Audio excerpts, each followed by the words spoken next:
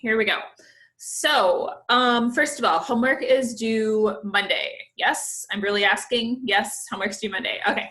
Anything for questions on homework? Anybody, anything there? No, everybody's good. Okay, if you can do section 8.1, hopefully you can do sections 8.2 and 8.3, right? Because we talked about how chapter 8 totally builds upon itself. So the proofs in this section are longer, especially the ones where two sets are equal to each other.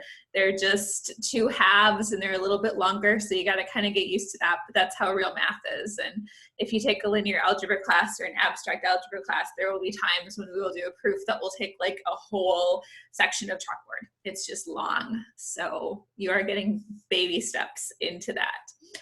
I think that there's a homework, yeah, because I set them all up. So there's a place for you to submit your homework on Moodle. Again, a PDF, please, and we'll go with noon as usual. So Monday at noon is when homework is due. That was my only housekeeping thing that I had. Other questions? Anything else before we jump in? No, good, happy. Okay, we've got just one thing from chapter 8 to finish up, and it doesn't show up on your homework, you don't need it there, but I want to just finish up one thing from chapter 8, and then we're going to jump into section 9.1. So one more thing from chapter 8 is set theory equations.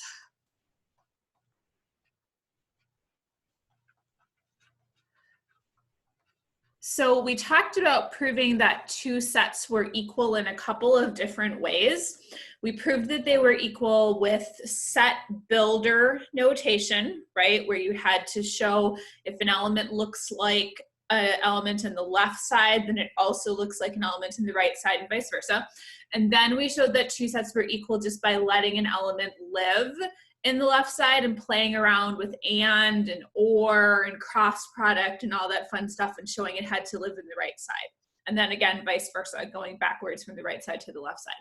So there's one other thing that you can do, and this shows up a lot more in discrete. So if you happen to take discrete, we're going to play way more with this. I just want to show these equations to you. We won't do any examples or anything with them. But there's also some equations for sets that we know are equal. So a couple of them that get used pretty often, again, not in this class, but in discrete they show up. So the first one is called De Morgan's laws. And this deals with complement. And we may have talked about this in chapter 1, 2, 3, whatever chapter that was. Do we remember this? Do we talk about De Morgan's laws in here? Okay, so this is that A intersect B complement is A complement union B complement, and A union B complement is A complement intersect B complement. And remember, there's a whole ton of different ways you can write complement. You can write it with the line over the top. You can write it with a prime, bunch of different ways to do it. So these are just two equations that are equal to each other. If you have a set that looks like this, you could replace it with a set that looks like that.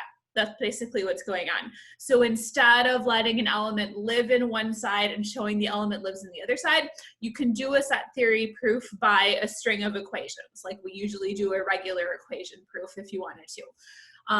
The other one that comes up here is distributive laws, and we may have also talked about these back when we did set theory. So distributive laws. Couple of different ones dealing with union intersection and dealing with cross product. So first of all, A intersect B union C is A intersect B union A intersect C. We're going to have 4 of these here. A intersect B union C is A intersect B union A intersect C. You can do this one also where all the intersections change to unions and vice versa. So A union B intersect C is A union B intersect A union C. So you just flip all your unions to intersections and all your intersections to unions, they just get flipped. And then there's also a couple with cross product. So A cross B union C is A cross B union A cross C. And then this last one is the one that we proved on Wednesday.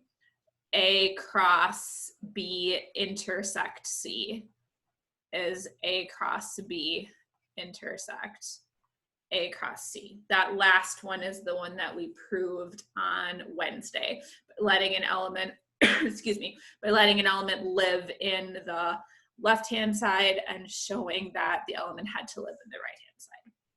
So not doing a ton with these, way more shows up in discrete. Josh has done lots and lots of proofs with these. He's nodding at me. Yes, we did lots there. But this is just another way that you can prove that sets are equal by using a string of equations if you want to, instead of by letting an element live in one side and show it lives on the other side. There's a bunch more equations. Also, there's commutativity and associativity and something called idempotent and something called negation, and there's like 10 of them. So the book just talks about a couple. If you keep taking math, if you ever take discrete, we'll do a lot more in there. But I just wanted to show you these because they exist. So that's the end of chapter 8. Anything else with questions on chapter 8 before we get into chapter 9, which we are doing just one section? I'm grabbing my book.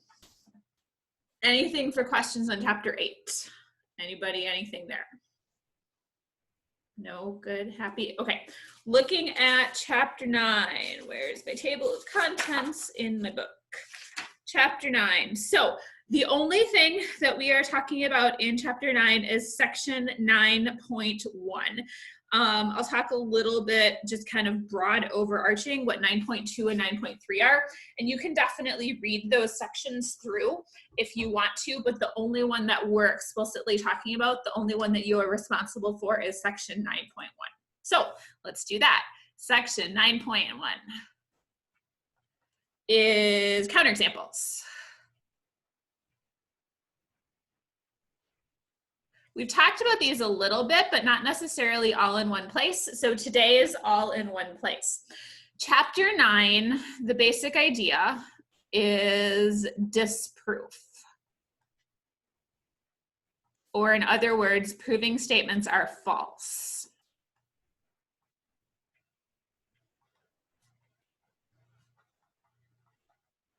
So that's the basic idea of chapter 9. There are two types of statements, remember, right? We've got two types of quantifiers. So two types of statements. We can have universally quantified. So two types of statements.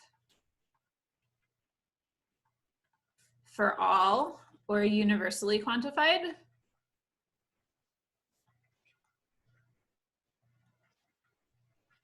And there exists, or existentially quantified.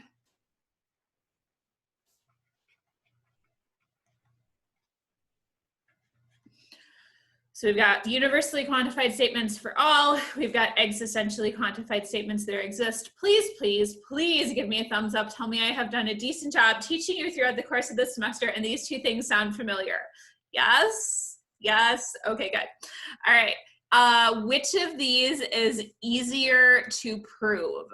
We're going to do fingers 1 or 2. Universally quantified or existentially quantified? Which of these is easier to prove? Universally quantified or existentially quantified? Which one? Thank you. Existentially quantified. So these are easier to prove. And universally quantified statements are harder to prove. But the reverse is also true. So universally quantified statements are easier to disprove. And existentially quantified statements are harder to disprove. So the one we're going to do today, section 9.1, and that's why this is called counterexamples, is disproving existentially quantified, disproving universally quantified statements.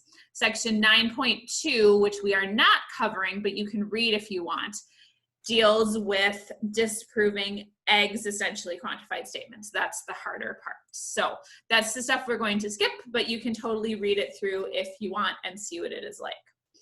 Also, one other thing before we jump into this, everything from here on out, so previously up to this point, we've had theorems or propositions, right?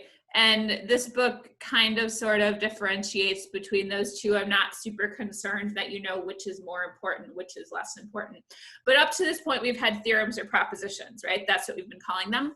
Now, moving forward, what we are going to have are called conjectures.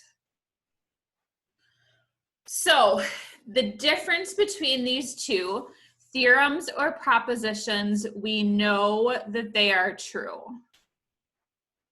That's what a theorem or proposition is. We know that a theorem or proposition is true. Conjectures, on the other hand, we don't know if they are true or false.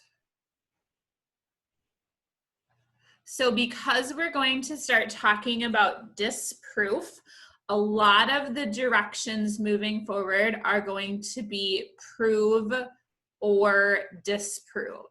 And that's why these are going to be presented as conjectures instead of as theorems or propositions. They're not technically conjectures in the true mathematical sense of the word, because a true mathematical conjecture, nobody knows whether it's true or false. Everything in the book, the author knows whether it's true or false. I know whether it's true or false. After you do your homework, you're going to know whether it's true or false, okay? But when you sit down and you start your homework, it's a conjecture then, because you don't know whether it's true or false. Give me a thumbs up, tell me that makes sense. Conjectures, okay? So technically, we're messing with language a little bit. They're not technically conjectures, but we're gonna call them that because you're not sure whether they're true or false. All right, doing good? Ready to try some of these examples? Okay, so remember, your process, we've talked about this before, but we're gonna put it all in one spot in this section. Process for disproving a universally quantified statement. So process for disproving a universally quantified statement. Two things. First of all, find a counterexample. And then second, show the counterexample works.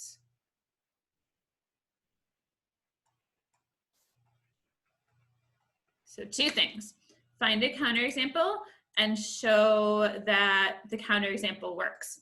And remember, in showing that the counterexample works, if your statement is if P then Q, or in other words, if you have a implication, P implies Q, in order for the counterexample to work, you have to have the implication being false. So what we would need is P implies Q to be false, right? That would be a counterexample. You want to show that this thing is false.